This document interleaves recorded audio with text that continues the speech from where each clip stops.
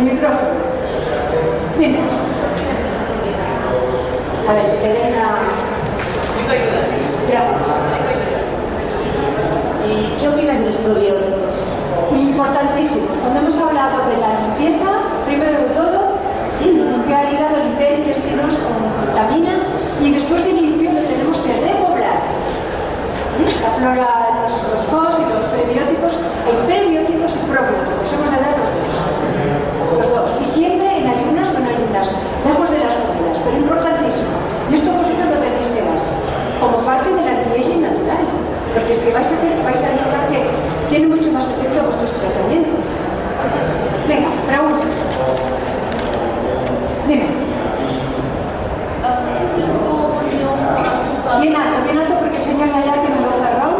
În concluzion, por azúcar, ¿cuál consejo usted tiene para mí?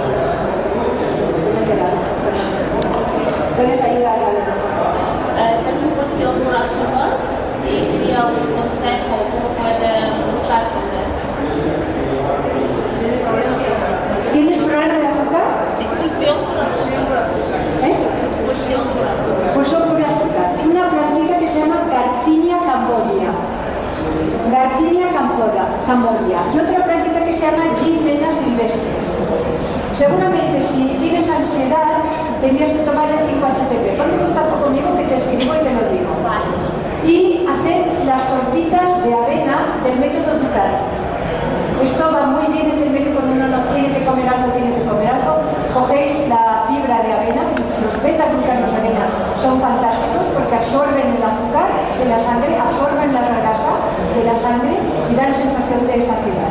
Tomar muchísima Pero entre el resveratrol y clorogénero, vale. Pues es como los aminoácidos, que hay una forma levógica y una forma devógica, que si es L funciona y si es D es malo para la salud. Entonces el resveratrol, cuando realmente el cuerpo lo reconoce y lo puede asimilar, es una forma trans. A partir de ahí ya es bioquímica y si quieres te pego una lección, pero no. Si quieres te lo miras en internet, pero la forma trans es la que el cuerpo reconoce. Y es un fantástico antioxidante. La forma no trans no tiene ningún efecto. Hay algunos laboratorios que ponen resveratrol sin su forma trans y no funciona.